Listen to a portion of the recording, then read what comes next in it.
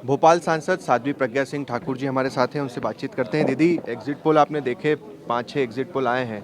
कुछ में बीजेपी की सरकार बनती हुई दिखाई दे रही है, कुछ में कांग्रेस की सरकार बनती हुई दिखाई दे रही है। क्या प्रतिक्रिया आपकी? जहां हम बहुत कम थे वहां पे हम बहुत अच्छी स्थिति में आ रहे हैं, लेकिन जहां हमने काम सरकार में रह करके किए हैं, हम वहां बहुमत से भी पार हो रहे हैं और लक्ष्य को भी आगे बढ़ाते हुए जा रहे हैं। और भारतीय जनता पार्टी का कार्य बोलता है। आप कह रहे हैं कि बहुमत से या लक्ष्य पार हो रहे हैं, लक्ष्य 116 का है। आपको लग रहा है इसके आसपास ही बीजेपी की सीटें आ रही है? भाजपा का लक्ष्य 150 का था और इसलिए हम 150 से को भी आगे पाएंगे, तो हम लक्ष्य से आगे हैं। ये तो एजेंसीज के सर्वे की बात हुई, आध्यात्मिक सर्वे क्या कह रहा है आप? मेरा तो मैंने पहले ही डिक्लेयर कर दिया था कि भाजपा की सरकार बन रही है और बहुत अच्छे से बन रही है। क्या मुद्दे रहे हैं इस बार? क्या ये लाडली बहना योजना शुरू हुई है, इसका इम्पैक्ट है, या कोई और चीज़ें आपको नज़र आती है जिसके कारण बीजेपी की सरकार बनी?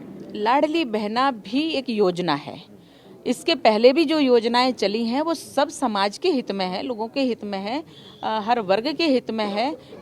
हर किसी का उत्थान हुआ है, रोजगार मिले हैं और महिलाओं को क्यों पीछे रखा जाए, ये भी एक विषय आगे आया है। और इसलिए महिलाओं का भी उत्थान करते हुए बहनों के लिए भी योजना है, माताओं के लिए योजना है, गर्भवती माताओं के लिए योजना है, कन्याओं के लिए योजना है, उनके विवाह की योजनाएं हैं, लोगों को घर मिले वो योजना है, उज्ज्वला गैस योजना है, उनकी आंखों को तकलीफ नहीं हो, मातृशक्ति को भी अच्छे से सुख से भोजन बनाने और खिलाने का प्रसन्नता से अधिकार है।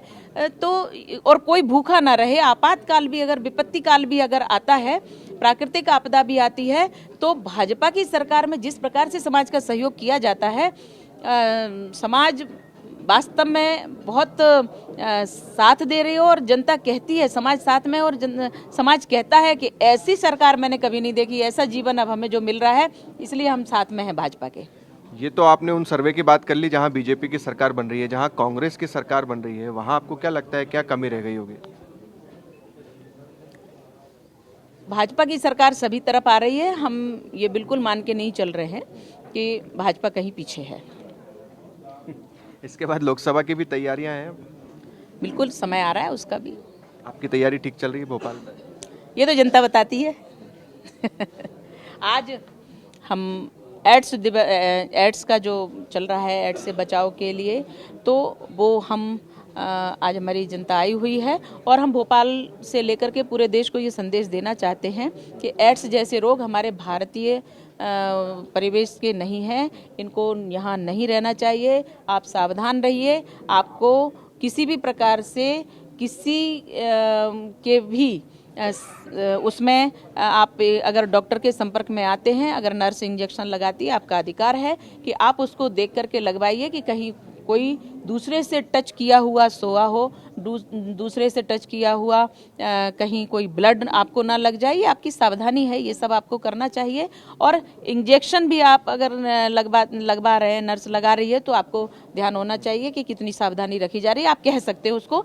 और इस प्रकार से एक जागरण जो देश में आना चाहिए, हम भोपाल के साथ पूरे देश से कहते हैं आप सावधान रहिए और सचेत रहिए अपने अधिकारों के प्रति और रोग से मुक्त रहिए। ये एड्स जैसे रोग जानलेवा होते हैं, इसलिए इनसे बचिए और स्वस्थ रहिए, प्रसन्न रहिए। एक आखिरी सवाल, चूंकि लोकसभा का जिक्र हो गया, आप चाहती हैं दिग्विजय सिंह एक बार फिर से आपके सामने आए?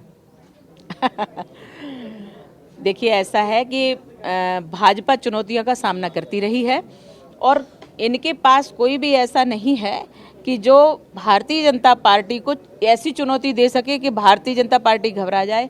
कदापि नहीं है, क्योंकि संगठन का जो निर्णय रहता है वो एकदम सटीक रहता है और बहुत अच्छी तैयारी है। भाजपा की सदैव तैयारी रहती है, उनको विशेष कुछ नहीं करना पड़ता कि अब ये आ गया इसलिए अब ये विशेष कुछ करें। वो तो निरंतर विकास करते हैं, इसलिए हम निरंतर तैयार हैं। चलिए, साध्वी प्रज्ञा सिंह ठाकुर हमसे बातचीत कर रही थी। काफ़ी कॉन्फिडेंट है कि सारे ही राज्यों में बीजेपी की सरकार आ रही है। दूसरी तरफ लोकसभा को लेकर भी उनकी तैयारियां पूरी तरह से चल रही है। कैमरा पर्सन मुकेश के साथ शुभम गुप्ता, TV9 भारतवर्ष, भोपाल।